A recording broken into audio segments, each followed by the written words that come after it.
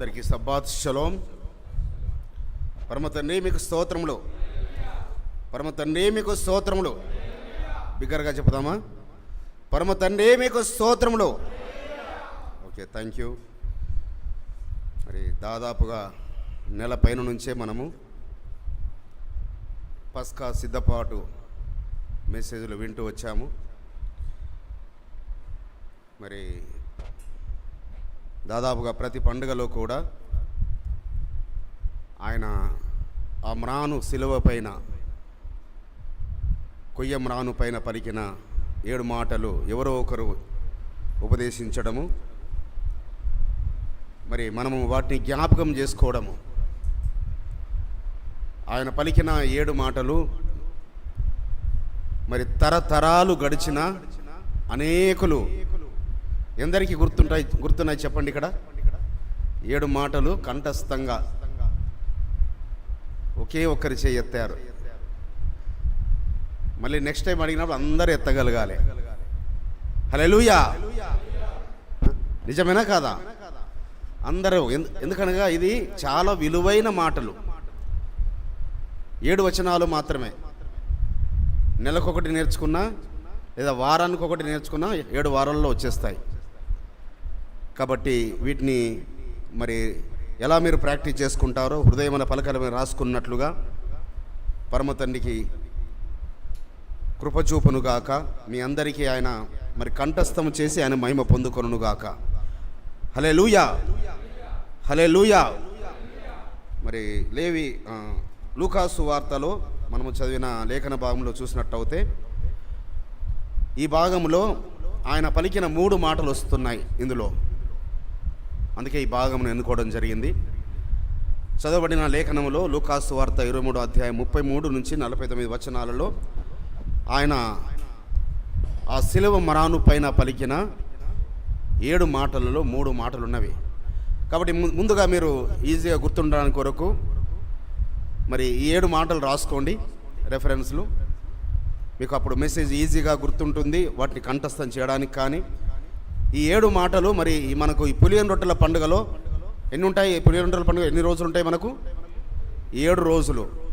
రోజుకొక మాట చొప్పున అలా చేసుకున్న 7 రోజులలో కూడా నేర్చుకోవచ్చు. రోజొక మాట నేర్చుకున్నా కూడా 7 రోజులలో కంఠస్థం చేసుకోవచ్చు. ఓకే, పరమతని చిత్తమైతే చివరి దినం నాడు మరి ఎందరు చెప్తారో చూద్దాం. సో మరి ముందుగా చిన్న ప్రార్థన చేసుకొని ముందుకు సాగుదాము. మొదటి మాట చదువుకుందాము. లూకా సువార్త 23వ అధ్యాయము 34వ వచనం. 23వ అధ్యాయము 34వ వచనము. మరి మెసేజ్ విషయమై తమ్ముడు వాసు ప్రార్థన చేస్తాడు. మైక్ వాసుకి ఇవ్వండి. లేఖన మనం చదువుతాను నేను. 23వ అధ్యాయము 34వ వచనం. యాషువా, తండ్రి వీరేమి చేయుచున్నారో వీరెరుగరు గనుక వీరిని క్షమించుమని చెప్పెను. మొదటి మాట ఏంటి? యాషోమిసేవారు అంటున్నారు, తండ్రి వీరేమి చేయుచున్నారో వీరెరుగరు గనుక వీరిని క్షమించమని చెప్పాను. మిగతా 6 మాటలు ప్రార్థన తర్వాత చెప్తాను.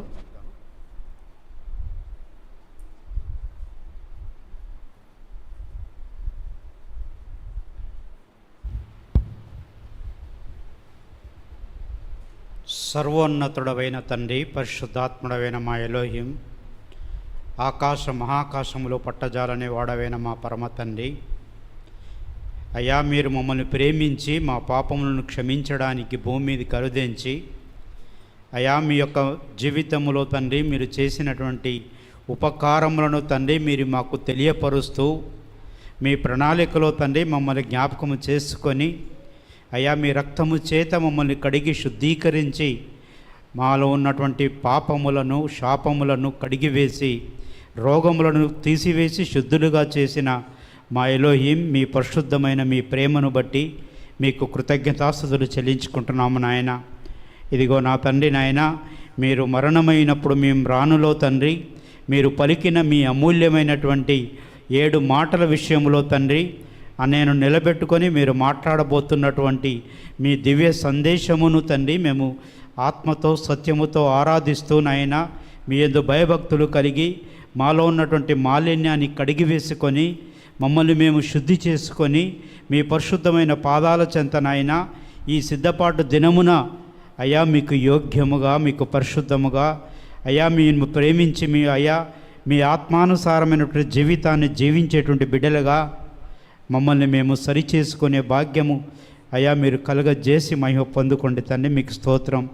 అన్నయ్యని మీరు నిలబెట్టుకొని మీరు మాట్లాడబోతున్న మీ మాటల మకరందాన్ని మేము ఆస్వాదించి మా జీవితాలను సరిచేసుకొని మా ఆత్మలను శుద్ధి చేసుకొని మా పాపములను విడిచిపెట్టి అయ్యా మా రోగములను తీసివేసుకొని మీ ఆశీర్వాదమును పొందుకొని జీవించేటువంటి బిడ్డలుగా అయా అట్టి కుటుంబాలుగా తండ్రి మమ్మల్ని సిద్ధపరచుమని, కూడి వచ్చిన ప్రతి బిడ్డను తండ్రి అయా ఆన్లైన్లో వీక్షిస్తున్న ప్రతి కుటుంబాన్ని మీరు జ్ఞాపకం చేసుకోనమని మరొకసారి అన్నయ్యను మీ దివ్యమైన హస్తములకు అప్పగించుకుంటూ మా ప్రియరక్షకుడు నజరేయుడైన యెషోవా మెస్సే నామంలో స్తుతించి వేడుకుంటున్నాను పరమ తండ్రి.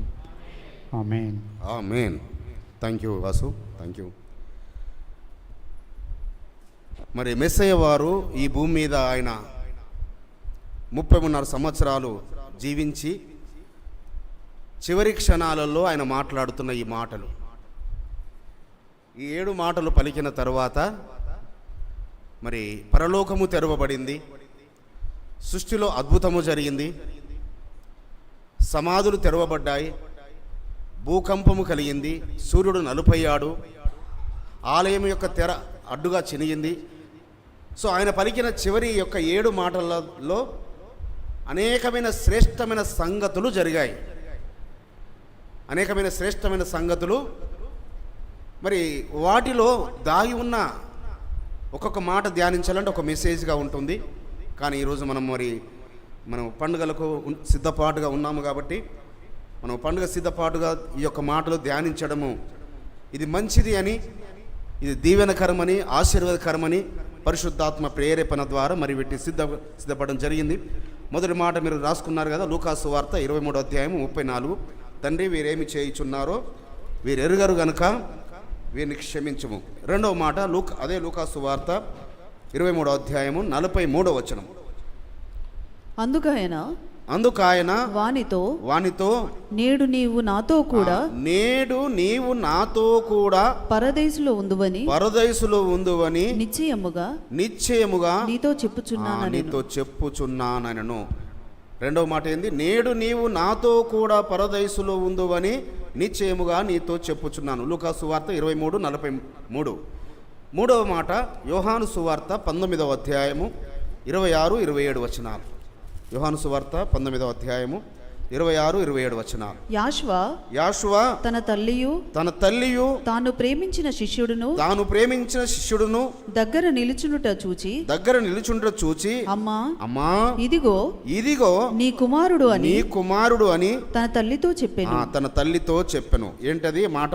అమ్మా ఇదిగో నీ కుమారుడు అని తన తల్లితో చెప్పెను. ఆ తర్వాత శిష్యుని చూచి ఇదిగో నీ తల్లి అని చెప్పాను. అనగా తల్లి యొక్క బాధ్యతలను యోహాను శిష్యుడైన, ఆయన ప్రేమించిన శిష్యుడైన యోహాను గారికి అప్పగిస్తున్నాడు. అమ్మా ఇతను నీ కుమారుడు, అమ్మా ఇగో అయ్యా ఈమె నీ తల్లి అని. నాలుగవ మాట మత్తయి సువార్త 27వ అధ్యాయము 46 వచనం. మత్తయి సువార్త 27వ అధ్యాయము 46 వచనం. ఇంచుమించు 27:46. ఓకే. ఇంచుమించు 3 గంటలైనప్పుడు 3 గంటలప్పుడు యాషువా ఏలి లామా సబక్తాని బిగ్గరగా కేక వేసెను. ఆ మాటకు నా ఎలోహిం నన్నెందుకు చెయ్యి విడిచితివని అర్థము. సో అక్కడ ఆయన మరి హీబ్రూలో పలికాడు. దాన్ని హీబ్రూలో ఉన్నదిన్నట్టుగా మనకి ఇక్కడ రాశారు. ఏలి లామా సబక్తాని. దాని యొక్క అర్థము తెలుగులో ఏంటి? నా ఎలోహిం నన్నెందుకు చేయి విడిచితివని అర్థము. ఇక 5వ మాట యోహాను సువార్త 19వ అధ్యాయము 28వ వచనం. యోహాను సువార్త 19:28. అటు తరువాత సమస్తమును అప్పటికి సమాప్తమైనవని యాషువా ఎరిగి లేఖనము నెరవేరునట్లు నేను దప్పికొనుచున్నాను. ఈ మాట ఏంటివి? నేను దప్పికొనుచున్నాను. ఇది ఎన్నో మాట? 5వ మాట. 6వ మాట లూకా సువార్త, మళ్ళీ అక్కడికి వెళ్దాము. లూకా సువార్త 23వ అధ్యాయం 46వ వచనం. అప్పుడు యాషువ గొప్ప శబ్దముతో కేకవేసి తండ్రి నీ చేతికి నా ఆత్మను అప్పగించుకొనుచున్నానెనను. ఆయన ఇలాగు చెప్పి, చాలు, తండ్రి నీ చేతికి నా ఆత్మను అప్పగించుకొనుచున్నాను. ఆ రోజుగా చివరి మాట యోహాను సువార్త 19వ అధ్యాయం 30వ వచనం. 19:30. యాషువ ఆ చిరక పుచ్చుకొని సమాప్తమైనదని చెప్పి తల వంచి ఆత్మను అప్పగించెను. చివరి మాట ఏంటి? సమాప్తమైనది. ఈ 7 మాటలు మరి మనం ధ్యానించుకునే సమయము లేదు. ఇందులో వీలైనంత వరకు మనం ధ్యానించుకుందాం, 1 లేదా 2 మాటలు. కాబట్టి ఇందులో ఈ 7 మాటలలోని అంతరార్థము, సో జీవితకాలమంతా ధ్యానించుకున్నా కూడా సరిపోదు. మనకు జీవితకాలమంతా ధ్యానించుకున్నా కూడా మనం ఆ యొక్క పరిపూర్ణతలోనికి, పరిపక్వతలోనికి వెళ్ళడానికి కొరకు ఈ 7 మాటలను మనము మన యొక్క స్క్రీన్ మీద ఇలా ముందుగా పెట్టుకున్నట్టయితే వీటి ద్వారా మనము ఏమి దీవెనలు పొందుకుంటాము, ఏ ఆశీర్వాదాలు స్వతంత్రించుకుంటాము. మరి మనం చూసుకునే ముందు ఈ మాటలు ఎక్కడ పలికారు యాషోమేసేవారు? ఎక్కడ? ఆ యొక్క మ్రాను పైన ఆయన సిలువ వేశారు. ఆ కొయ్య మ్రాను పైన ఆయనను మేకులతో కొట్టారు. అక్కడ మాట్లాడుతున్న మాటలు ఇవి. సో దాదాపు ఎప్పుడు మధ్యాహ్నం 12 గంటలకు ఆయనను విరాలాడదీశారు. 3 గంటల సమయంలో, అనగా 3 గంటలు ఆయనను ఆ యొక్క మండు టెండలో ఆయన మరి ఆ వేలాడుతున్నాడు, రక్తము కారుతూనే ఉంది. సో ఆ సమయంలో ఆయన పలుకుచున్న మాటలు. అయితే ఇది ఎక్కడ, ఏ కొండ పైన?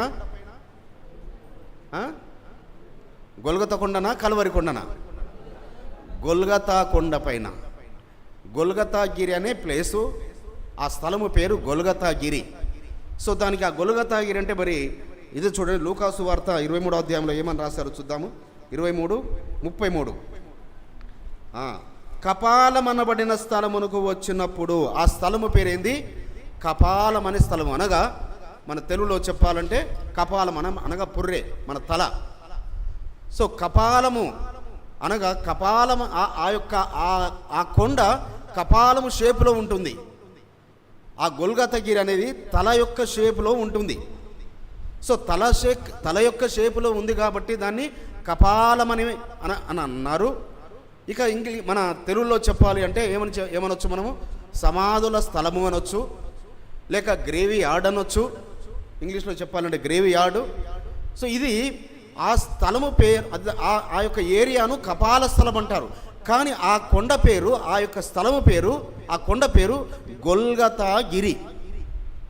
అదేంటి? గొల్గతా గిరి. గొల్గతా గిరి అంటే కపాలమను దాని మీనింగ్ కపాలము, కపాల స్థలము, గొల్గతా గిరి అంటేనే. మరి ఇంగ్లీష్లో ఇంకా మరి హీబ్రూలో గ్రేవీ యార్డుకు ఇంకా ఏమంటారు అంటే, గ్రేవీ యార్డును బేత్ కెవరోత్ అంటారు. బేత్ కెవరోత్ అంటే హౌస్ ఆఫ్ గ్రేవ్స్, సమాధులుండే ఇల్లు. దాన్ని బేత్ కెవరోత్ అంటారు. ఇంకొక వర్డ్ కూడా, ఇంకొక మీనింగ్ కూడా మరి ఇదే హిబ్రూలో బేత్ అల్మీన్ అంటారు. బేత్ అల్మీన్ అంటే అది ఎటర్నల్ హోమ్. ఎటర్నల్ హోమ్ అంటే పరలోక గృహము, పరలోకమునకు వెళ్ళే మార్గం. మనం చూస్తుంటాం సమాధుల తోటలలో ఎలా పెడుతుంటారు. సో మహిమలోకి చేర్చబడ్డారని, మహిమ స్థలమని, పరలోక స్థలమని. అయితే ఈ భూమి మీద ప్రతి వారు కూడా కోరుకుంటున్నది ఏంటి పరిశుద్ధులారా?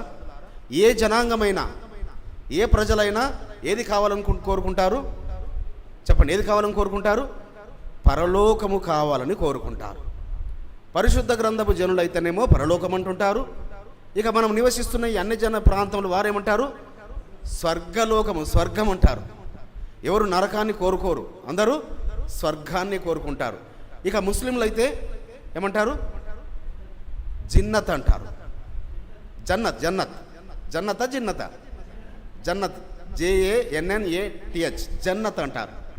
సో అది ఏ భాషలో? అది జన్నత్ అనేది అది గ్రీక్, అరబిక్, నాట్ ఓన్లీ ఉర్దూలో కూడా ఉంది, కానీ అది అరబిక్ లాంగ్వేజ్.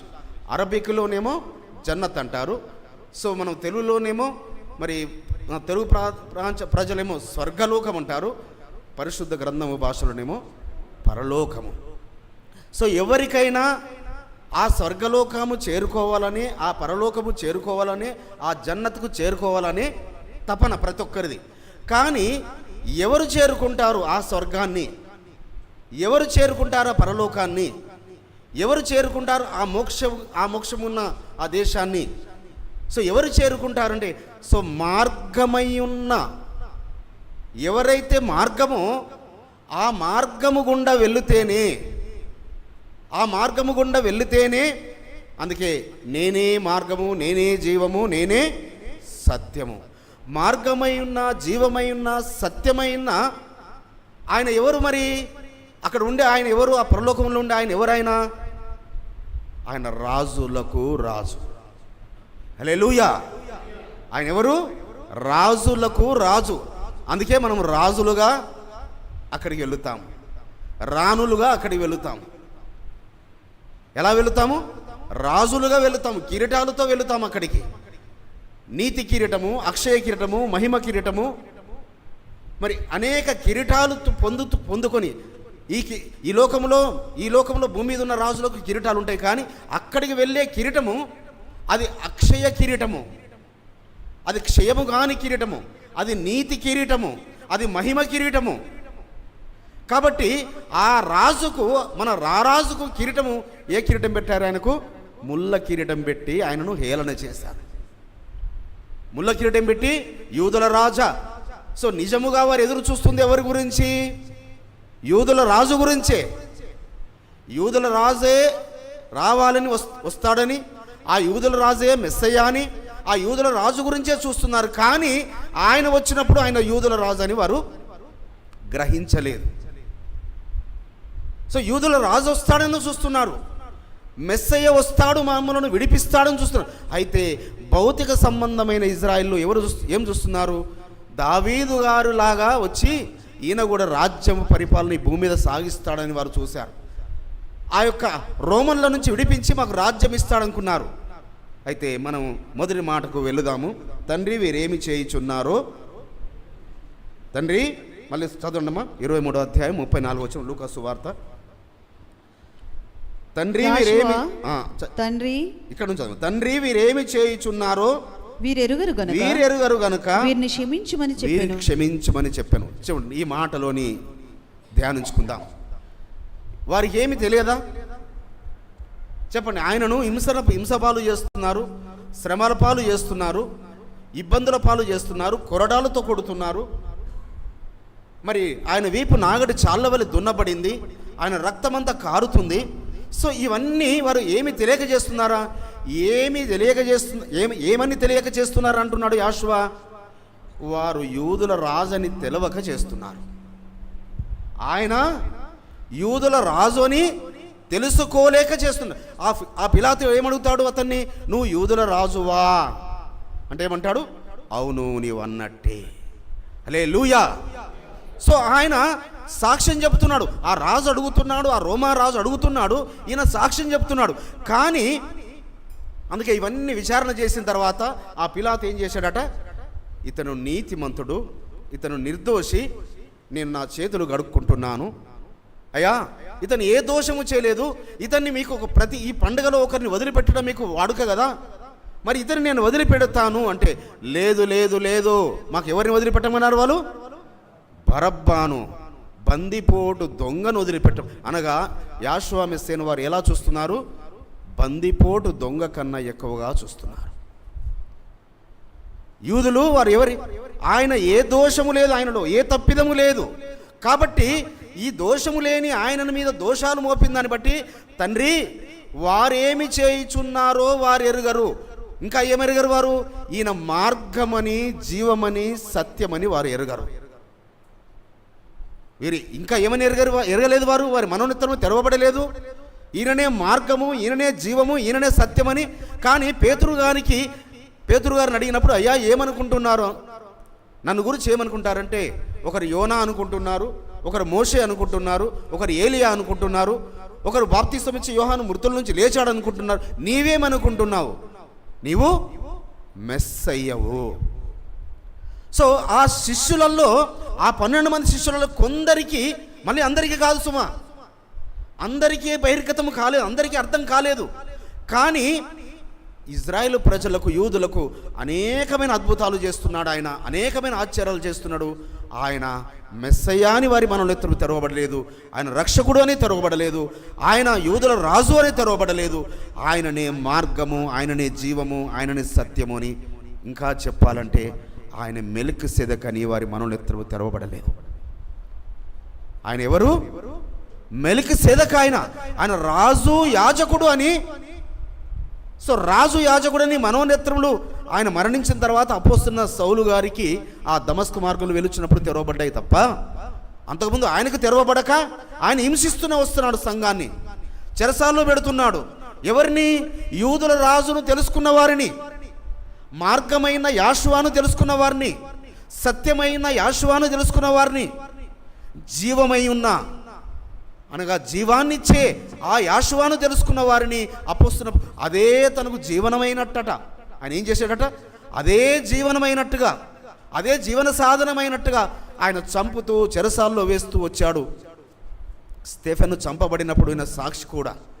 కానీ అలాంటి వ్యక్తినే పరమ తండ్రి ఆయననే దర్శించి ఆయనను యూదుల రాజు గురించి ప్రకటించడానికి కొరకు సర్వ ప్రపంచమంతా పంపించాడు. కాబట్టి ఇది తెలియదు అంటున్నాడు మెస్సయ్య వారు. ఏమంటున్నాడు? ఈ హింసను హింసిస్తున్నది తెలియదు కాకవాదు. వారు అబద్ధ సాక్ష్యాలు, అన్ని తప్పుడు సాక్ష్యాలు వెతికారు వాళ్ళు. ఏ ఒక్కటి కూడా అందులో నిజమైన సాక్ష్యము, అన్ని అబద్ధపు సాక్ష్యాలే. సో కైసరుకు పన్ను చెల్లించద్దని చెప్పాడు అన్నారు. అసలు ఈయన కైసరుకు పన్ను చెల్లించాలని చెప్పాడా? ఆయన చెల్లించాడు, ఆయన ట్యాక్స్ చెల్లించాడు, ఆయన ట్యాక్స్ కట్టాడు. కాబట్టి బిడ్డలారా, ట్యాక్స్ మనం ఎగ్గొడుతున్నామంటే మనం యాషువ మెస్సయ్య పిల్లలం కానేరం. మనం ట్యాక్స్ను ఈ లోకంలో ఎందుక కైసరువికి ఎలోహింకి చెల్లించమని యాషువ చెప్పి, నువ్వు వెళ్ళి ఆ చేపను తీసుకురా పేతురు, నీ కొరకు నా కొరకు 1 షెకేలు. కాబట్టి దానిపై రాత ఎవరిదో? సో అనగా కైసరుకు ఎలోహింకు చెల్లించాలనగా ట్యాక్స్. ఇది అబద్ధ సాక్ష్యమే నేర్పారు. ఇంకా ఏం చెప్పారు? ఆయన 3 రోజులలో ఆలయాన్ని పడగొట్టేసి కడతాడని. సో ఆయన దేహం అనే ఆలయం గురించి చెప్తున్నాడని వారికి అర్థం కాలే. వారేమనుకున్నారు? ఆ ఆలయాన్ని పడగొడతాడు. ఈ ఆలయాన్ని సొలొమోన్ రాజు గారు కష్టపడి కట్టారు, తర్వాత జెరుబ్బాబెలు యెహోషువ గారు కట్టారు. ఈ ఆలయాన్ని మా పితరులు ఎన్నో సంవత్సరాలు కష్టపడి కట్టారు.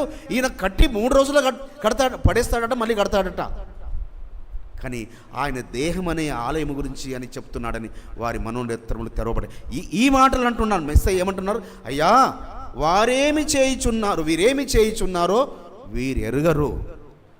ఆలయమైన ఆయనను కాబట్టి బిడ్డలారా, మనము ఆలయమైనాము. ఆ ఆలయమైన ఆయనను మనం హింసపాలు చేస్తున్నామా? మనం ఎరిగామనుకొని ఎరగకుండా ఉన్నామా?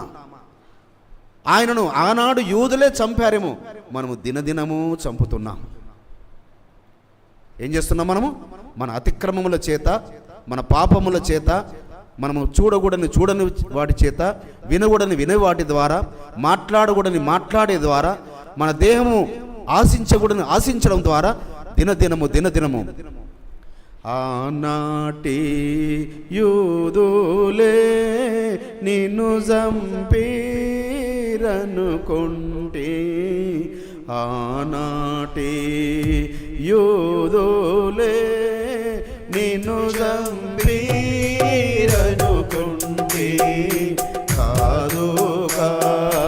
కాదయ్యో నా పాపరుణమునకి, కాదయ్యో నా పాపరుణమునకి, నానులో బలి అయినా యావాని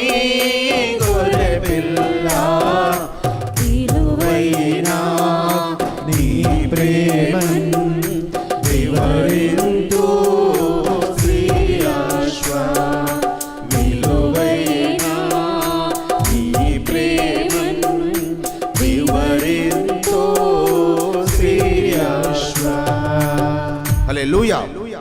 అయితే ఇక్కడ నేను ఒక విషయం చెప్పాలనుకున్నాను మీకు. గొల్గతాగిరి అనేది మరి 23వ అధ్యాయము 33లో వారు కపాలమనబడిన అని అక్కడ నంబర్ 1 వేసి కింద ఫుట్ నోట్లో కలవరి అని పెట్టారు. అసలు ఇది కలవరి కాదు, గ్రీకులో కలవరి తప్ప ఆ యొక్క స్థలముకు, ఆ కపాల స్థలముకు గ్రీకులో కలవరి. కానీ హిబ్రూలో మిగతా 3 సువార్తలలో, ఒక లూకా సువార్తలు తప్ప మిగతా 3 సువార్తలలో, మత్తయి సువార్త, మార్కు సువార్త, యోహాను సువార్తలో అది గొల్గతాగిరి అని ఉంది. మీరు ఆ రెఫరెన్స్ రాసుకోండి. మత్తయి సువార్త 27వ అధ్యాయము 33వ వచనం. మత్తయి 27:33. వారు కపాల స్థలమును అర్థమిచ్చు గొల్గత అనబడిన చోటికి వచ్చి. సో చూశారు కదా, మత్తయి సువార్త 27:33లో కపాల స్థలమును అర్థమిచ్చు గొల్గత అనబడిన చోటికి వచ్చారు. మార్కు సువార్త 15వ అధ్యాయము 22వ వచనం చూసినట్టయితే, మార్కు సువార్త 15:22. ఎందుకంటే మనము గొల్గత అని చెప్పడానికి మన గ్రంథమే మనకు సాక్ష్యము. 15వ అధ్యాయము మార్కు సువార్త 15:22. అతడు అలెగ్జాంద్రునకు రూపునకును తండ్రి, వారు గొల్గత అనబడిన చోటునకు ఆయనను తీసుకొని వచ్చిరి. గొల్గత అనగా కపాల స్థలమని అర్థము. ఇక యోహాను సువార్తలు కూడా 19వ అధ్యాయము 17వ వచనం.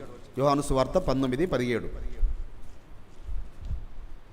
వారు యాషువాను తీసుకొని పోయిరి, ఆయన తన సిలువ మోసుకొని కపాల స్థలమును చోటికి వెళ్ళెను. హెబ్రీ భాషలో దానికి గొల్గత అని పేరు. సో హెబ్రీ భాషలో గొల్గత, ఆ గొల్గత గిరి. అంతేగాని ఇజ్రాయెల్ దేశంలో ఎక్కడ కూడా కలవరి కొండ అనేది ఉండదు. ఇజ్రాయెల్ దేశంలో ఎక్కడ కలవరి కొండ అనేది, ఇజ్రాయెల్ దేశంలో ఆ పేరే ఉండదు. పెట్టుకుంటారేమో చర్చెస్కు కలవరి చర్చ్ అని, అక్కడ కూడా పెట్టుకోవచ్చు కలవరి చర్చ్ అని. కానీ కలవరి అనే చోటే ఇజ్రాయెల్ దేశంలో లేదు.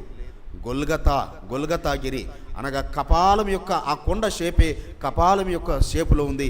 అక్కడ నుంచే దగ్గరలోనే ఆ తోటలోనే అరిమతయి యోసేపు యొక్క సమాధి, ఆయన తవ్వించుకున్న సమాధి.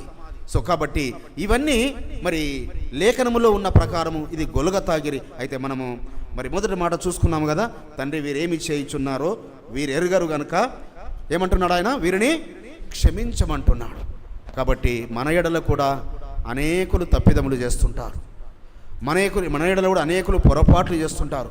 మనల్ని కూడా పక్కలో బల్లెముతో పొడుస్తుంటుంటారు, మనల్ని కూడా మరి కొరడాలతో కొడుతుంటారు, మాటలనే కొరడాలతో మనల్ని కూడా అనేకులు హింసిస్తుంటుంటారు.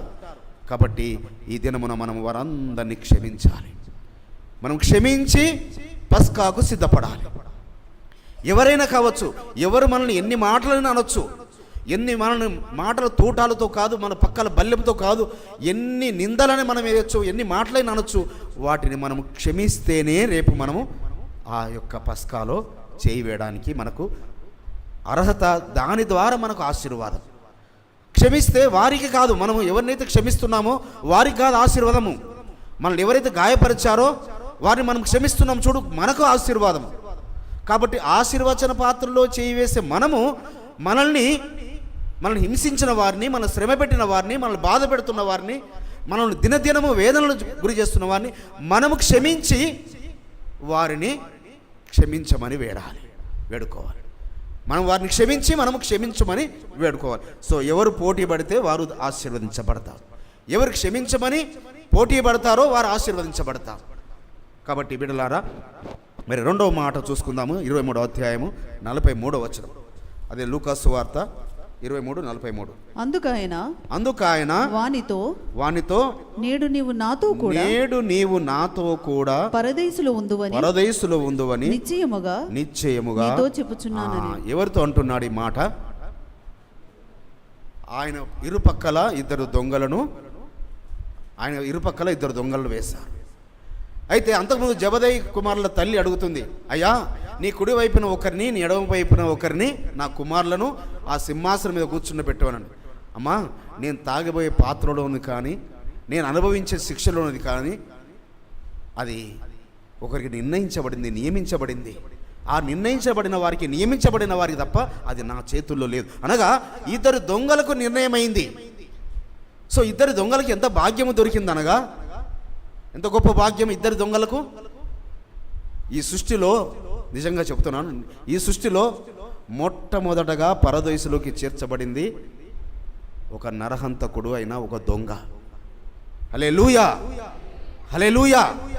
సో ఎలా చాలామంది అందుకే అంటుంటారు, చాలామంది ఏమంటారు, సో ఆ యొక్క దొంగకు ఏ బాప్తీసం ఉంది, బాప్తీసం గురించి అడిగినప్పుడు అడుగుతుంటారు చాలామంది.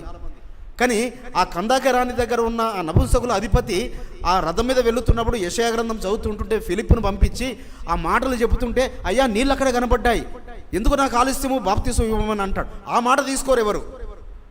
బాప్తీసం పొందుకున్నాడు కదా ఆయన, అది తీసుకోరు. కానీ దొంగకు బాప్తీసం, ఏం బాప్తీసం ఉంది నాయన? దొంగ ఏ బాప్తీసం పొందుకున్నాడు ఈరోజు చూసుకుందాం. ఆ దొంగ ఏ బాప్తీసం పొందుకున్నాడు? సో అక్కడ చూసుకుందాము. 39వ వచనం జాగ్రత్తగా చదివితే, 23వ అధ్యాయము లూకా సువార్త 39వ వచనం ఒక్కొక్క మాట. వేలాడవేయబడిన ఆ నేరస్తులలో ఒకడు ఆయనను దూషించుచు, నీవు మెస్సయ్యవు కదా. ఆ ఇద్దరు దొంగలలో ఒక దొంగ ఏమంటున్నాడు? నీవు మెస్సయ్యవు కదా. ఇజ్రాయేలు ప్రజలు మెస్సయ్యాని గ్రహించలేదు, యాజకులు మెస్సయ్యాని గ్రహించలేదు, ఆయనతో ఉంటున్న వారు సహితము. పేతురు అబద్ధం ఆడాడా లేదా ఆ రాత్రి? ఆయన ఎవరు అంటే నేను ఎరగనని 3 మార్లు అన్నాడా లేదా? అంటే ఆయనతో ఉన్నవారు సైతము ఆయన ఎవరో ఎరగరమన్నారు. కానీ వేలాడదీయబడిన దొంగలలో ఒక దొంగ అంటున్నాడు, అయ్యా నువ్వు మెస్సయ్యవు కదా, నువ్వు మెస్సయ్యవు కదా, నిన్ను నీవు రక్షించుకొనుము, మమ్ము కూడా రక్షించుమని చెప్పాను. ఇక ఈ మాటల్లో చూడండి, ఈ దొంగలో ఏం కనబడుతుంది? ముందుగా ఏమన్నాడు? నీవు మెస్సయ్యవు కదా అన్నాడు. రెండవది ఏమంటున్నాడు? అయ్యా నిన్ను నువ్వు రక్షించుకో, మమ్మల్ని కూడా రక్షించు. ఇందులో ఏం కనబడుతుంది మీకు ఆలోచిస్తే? తగ్గింపు కనబడుతుందా, లేకుంటే గర్వము కనబడుతుందా? చెప్పండి. గర్వము కనబడుతుంది, తగ్గింపు కాదు బిడ్డలారా.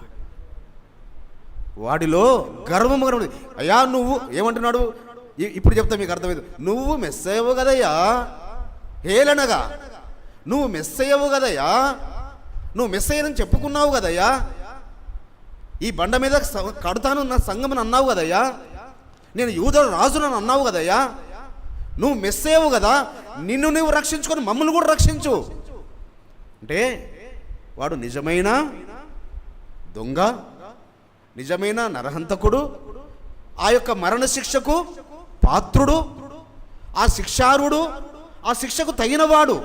కానీ ఇక రెండవ దొంగ ఏమంటున్నాడు చూడండి, 40వ వచనం. అయితే రెండవ వాడు వానిని గద్దించి, నీవు అదే శిక్షా విధిలో ఉన్నావు గనుక ఎలోహింకు భయపడవా. చూడండి ఇతని యొక్క దీనత్వం. ఇంకో దొంగ యొక్క దీనత్వం ఏం కనబడుతుంది? ఒరే బాబు, మనము అలా ఆ దొంగలము కదరా, మనము ఆ శిక్షలో ఉన్నవారము కదరా, మనము ఈ శిక్షకు పాత్రులము కదరా మనము. సో నువ్వు ఇంకా భయపడవా ఆ ఎలోహిముకు? ఇకనైనా ఈ సమయంలోనైనా, ఈ చివరి సమయంలోనైనా, ఈ చివరి క్షణంలో నువ్వు పశ్చాత్తాప పడవా?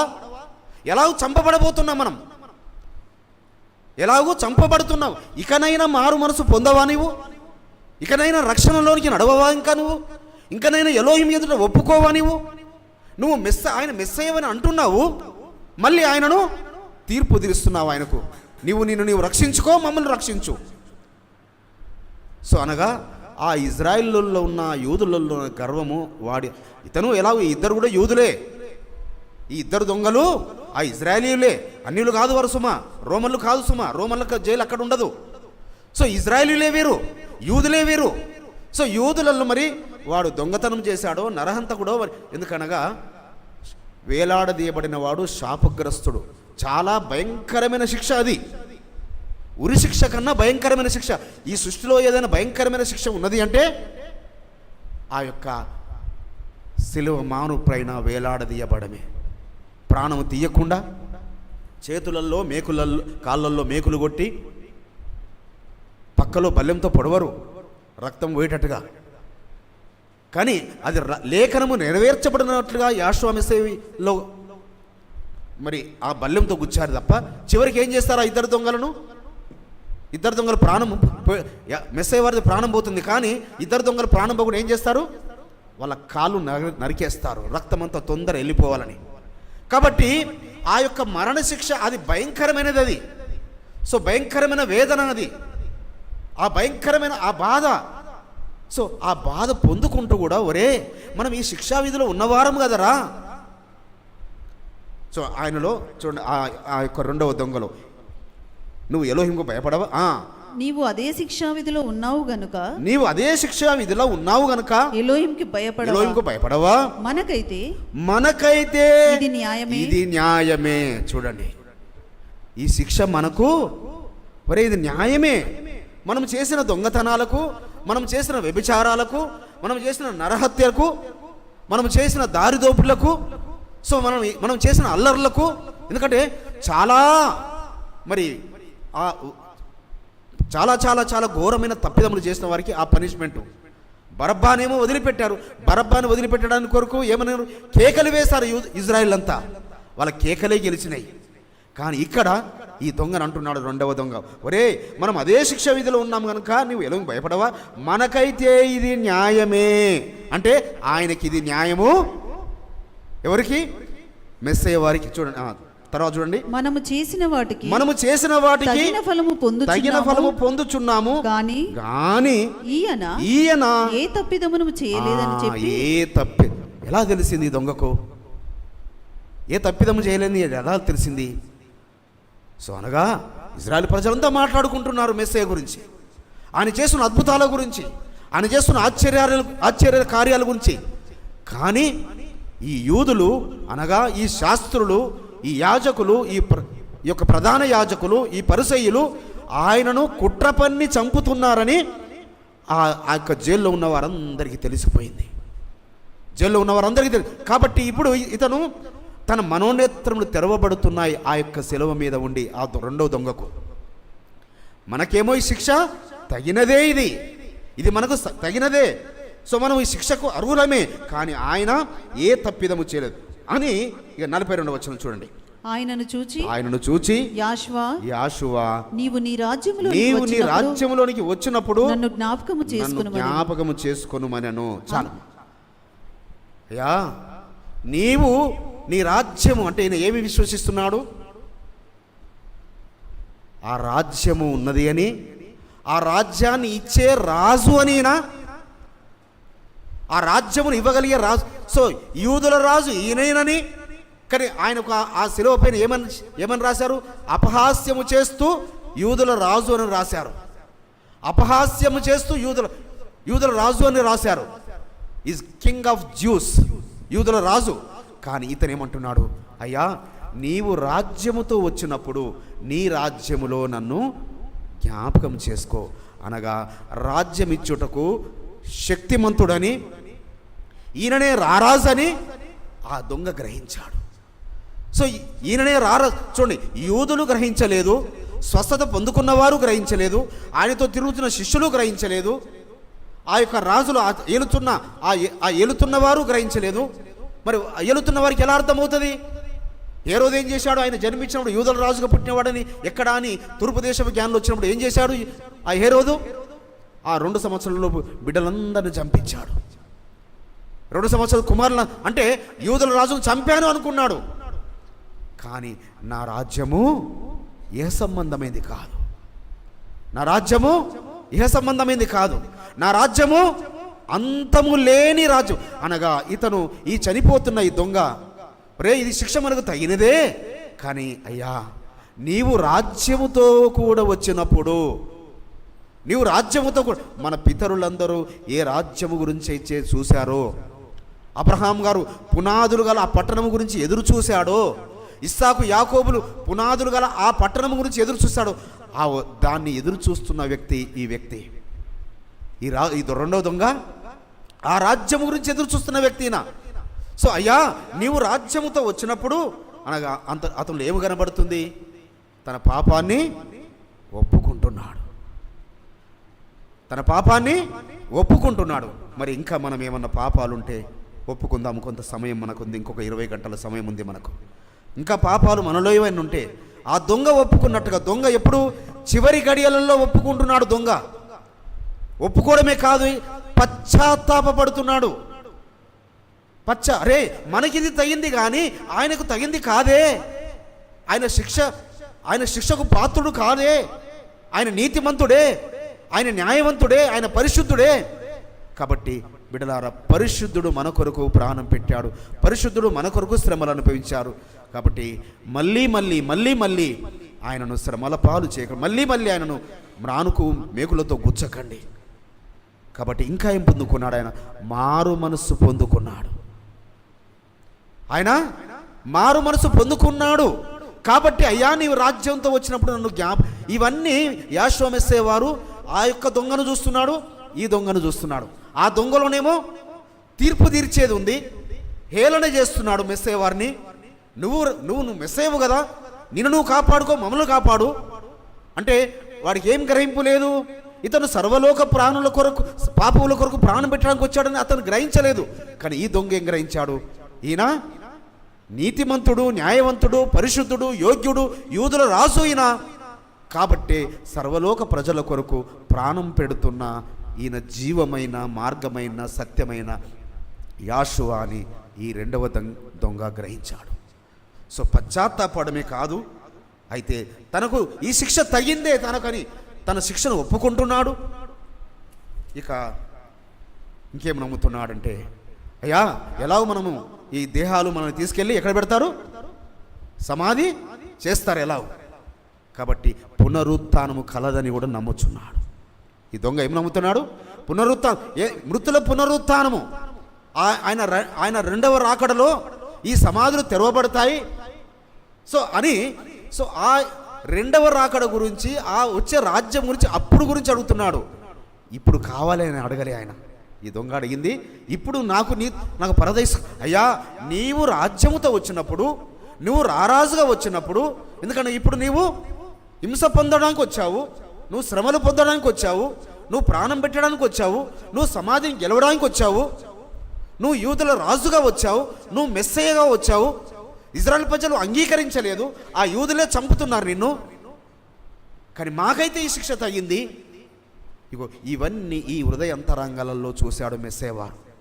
కాబట్టి బిడ్డలారా, ఈ మాటల ద్వారా మరి మీకు ఎంతవరకు అర్థమవుతుందో. ఎందుకనగా యాషోవా మెస్సయ్య వారు ఒక మాట అంటాడు, ఈ మాట కూడా ఆయన గ్రహించి ఉంటాడు. నా తండ్రి ఇంట ఏమంటాడమ్మా? నా తండ్రి ఇంట అనేక నివాసములు కలవు. 14వ అధ్యాయం యోహాను సువార్త 14:2-3 వచనాలు. నా తండ్రి ఇంట అనేక నివాసములు గలవు, లేని ఎడల మీతో చెప్పుదును, మీకు స్థలము సిద్ధపరచ వెళ్ళుచున్నాను. నేను వెళ్ళి మీకు స్థలము సిద్ధపరచని ఎడల నేనుండు స్థలములో మీరును ఉండులాగున మరలా వచ్చి నా యొద్ద నుండుటకు మిమ్మును తీసుకొని పోవుదును. ఈ బోధ నమ్ముచున్నాడు ఆయన. ఎవరు? ఈ దొంగ ఏం నమ్ముతున్నాడు? అయ్యా మీరు వెళుతున్నారు కదా, స్థలము సిద్ధపరచడానికి వెళుతున్నారు కదా, తండ్రి అంటే అనేక నివాసాలు ఉన్నాయి కదా, నాకు ఒక నివాస స్థలం కావాలయ్యా, నేను ఒక రాజుగా చేరాలయ్యా. రారాజు అయిన యాషోవా నీ రాజ్యముతో వచ్చినప్పుడు అనగా ఏమని నమ్మాడు? ఆ యొక్క పరలోక రాజ్యం ఉన్నదని నమ్ముచున్నాడు. ఆ పరలోక రాజ్యమునకు ఈయన అధికారి అని నమ్ముతున్నాడు. ఆ ఇచ్చే సామర్థ్యం కలిగిన వ్యక్తి అని నమ్ముతున్నాడు. కాబట్టి ఈ దొంగలో అంతే, ఇక బాప్తిస్మమును మించి జరిగిపోయింది. ఏం జరిగింది ఆయనలో? బాప్తిస్మమునకు మించిన ఘనకార్యం ఆయన హృదయంలో, ఆయన మనసులో మారు మనసు, పశ్చాత్తాపము, ఆ యొక్క మరి రక్షణ ఆనందము.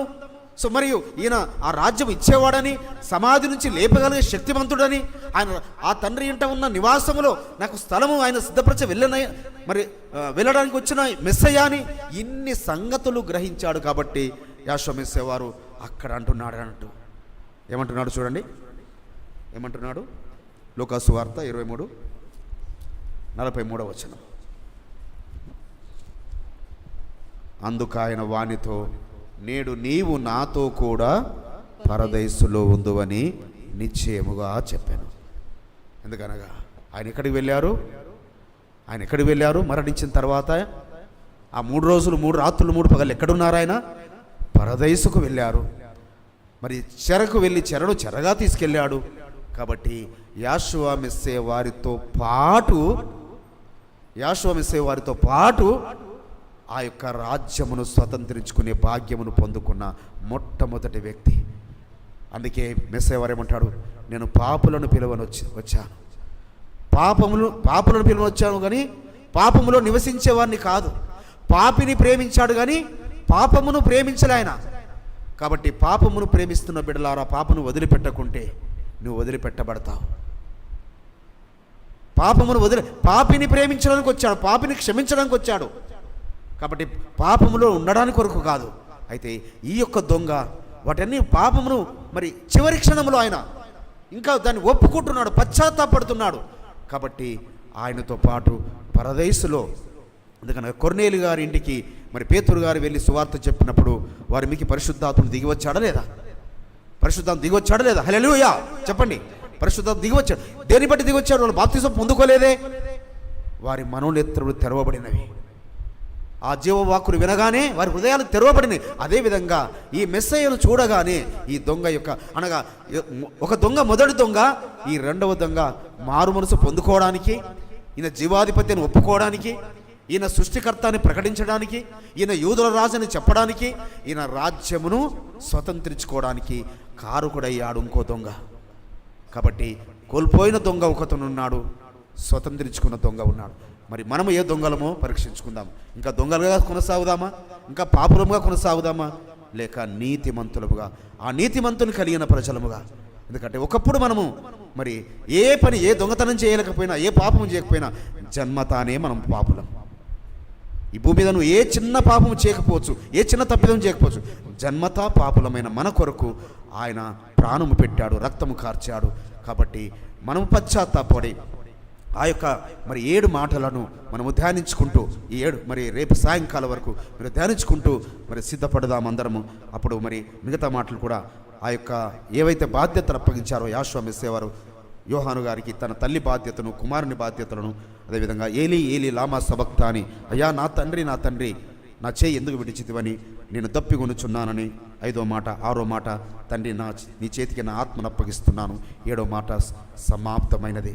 కాబట్టి బిడ్డలారా, మరి 7 మాటలను ధ్యానించుకుంటూ, మరి ముఖ్యంగా ఆ యొక్క దొంగ ఏ రీతిగా బాప్తిసము లేకుండానే ఆ యొక్క పరలోక రాజ్యమును స్వతంత్రించుకున్నాడో, బాప్తిసం పొందుకున్న మనము, పరిశుద్ధాత్మ చేత నింపబడిన మనము ఆయన రాజ్యమును స్వతంత్రించుకుందాం. పరమ తండ్రి అట్టి కృప మన ఎడల విస్తరింపజేయునుగాక. ఆమేన్.